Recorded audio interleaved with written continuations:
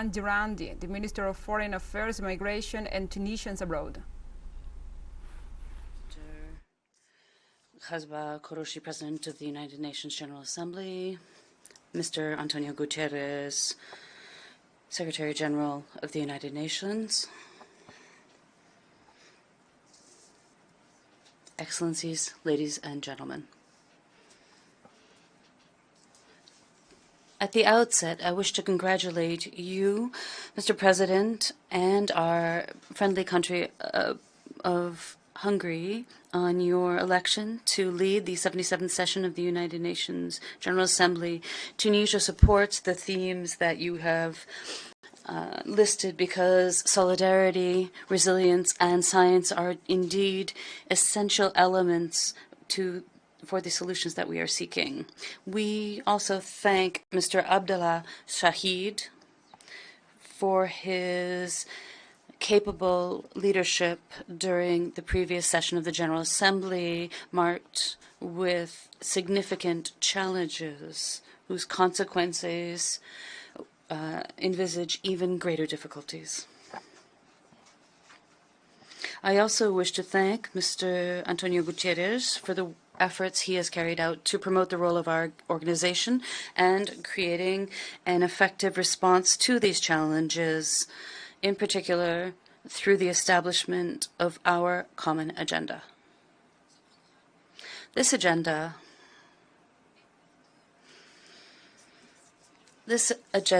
is a ray of hope for the international community.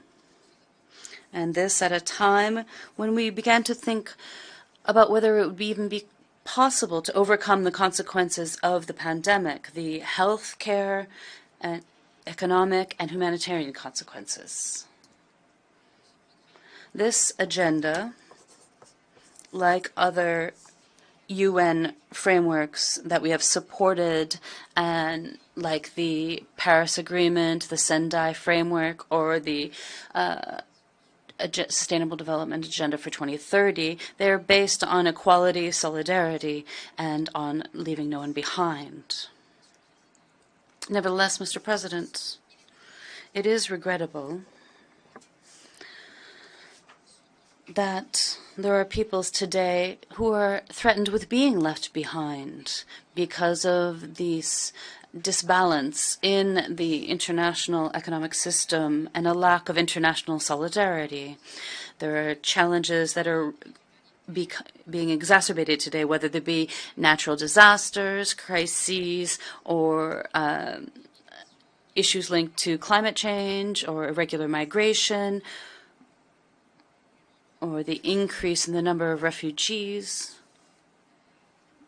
or issues linked to famine, malnutrition, and food insecurity, which threaten millions of people. While we are overcoming the challenges linked to the pandemic, these issues that will be felt for many years to come, the Russo-Ukrainian crisis has exacerbated these issues. Indeed, the world is facing an acute energy and food crisis due to perturbations in the supply chains of the world. There's an unprecedented increase in the price of foods. There's a decrease in purchase power, and there are significant increases in interest rates and in inflation. This is a critical point in our common destiny, in our history. This is a time that requires us to find transformative, radical solutions that will allow our peoples to overcome the current circumstances and to strengthen both durability and resilience. Mr. President, ladies and gentlemen,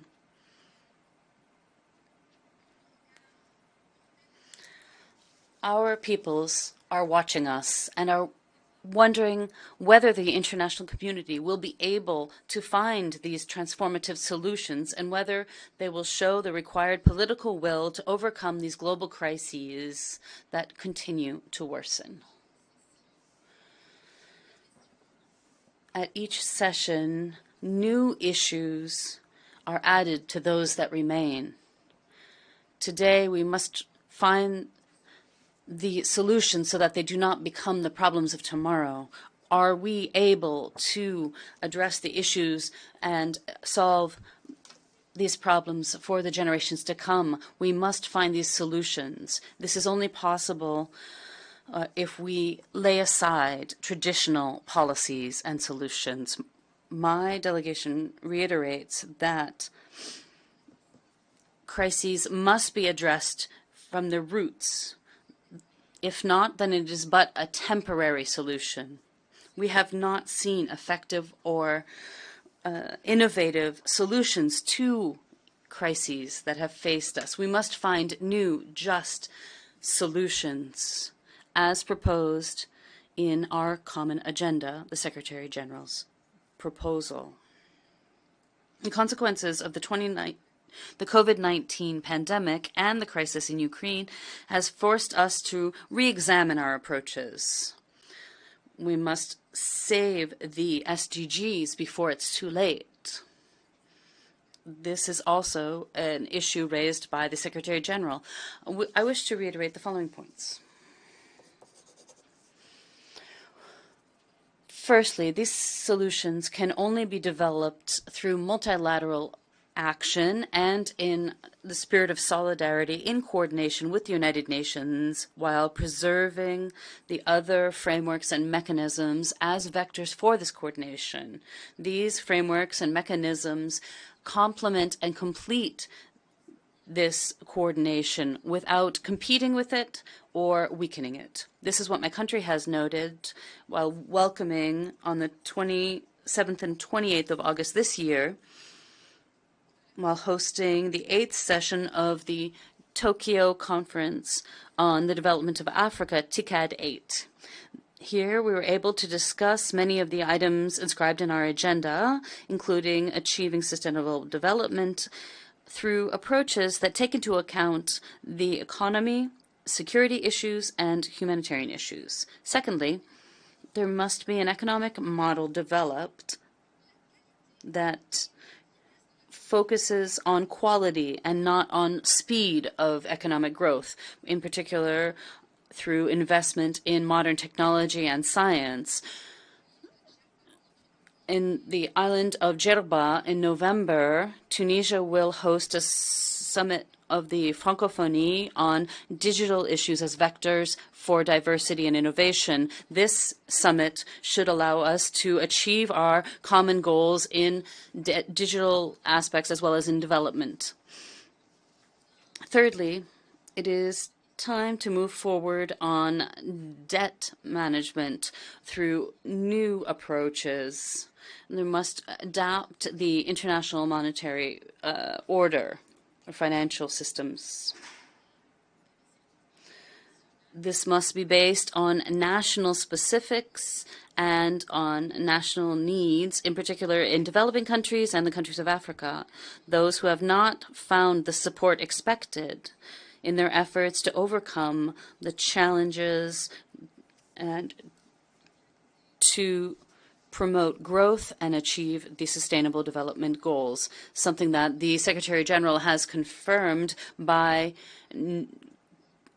describing an international financial system that has disappointed developing countries. My country is restructuring its debt and creating projects that would generate wealth.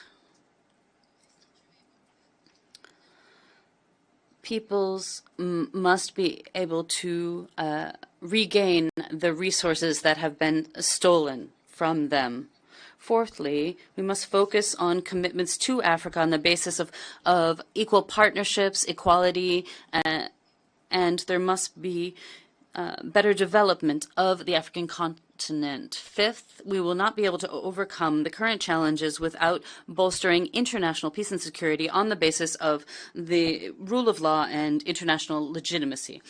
We must work together to overcome these disputes through peaceful means. We must end these absurd conflicts. We must refrain from creating or causing crises, and we must find solutions to these just causes First and foremost, the Palestinian question, which requires the end of occupation and the creation of an independent Palestinian state with Jerusalem as its capital. Sixthly, it is important to recognize that each country has its own challenges, its own problems, and its own characteristics. There is no universal model that would be one size fits all. There are principles and values that unify us that we must respect.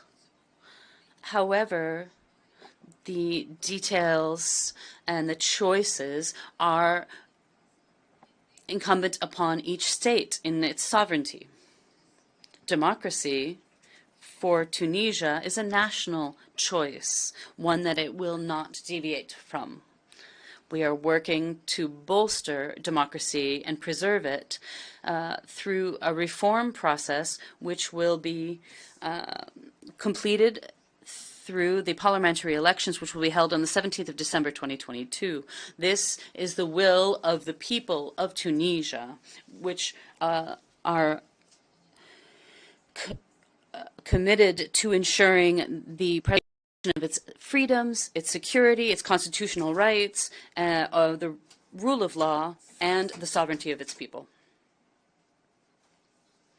In different regional and international bodies, Tunisia has reiterated its commitment to human rights, to its promotion and protection, and has contributed through many initiatives to the UN system and is always on the side of our universal common principles. Mr. President, ladies and gentlemen, current challenges require us to show true common will to overcome this stage of analysis and to move on to actions. We must be able to bolster multilateralism. Our peoples do no longer want to hear empty promises. We must be able to restore trust in our national and international institutions so as to move forward on our common goals and to build a better world for us, but also for generations to come, a world of security, a world of humanity, prosperity, and sustainability. I thank you.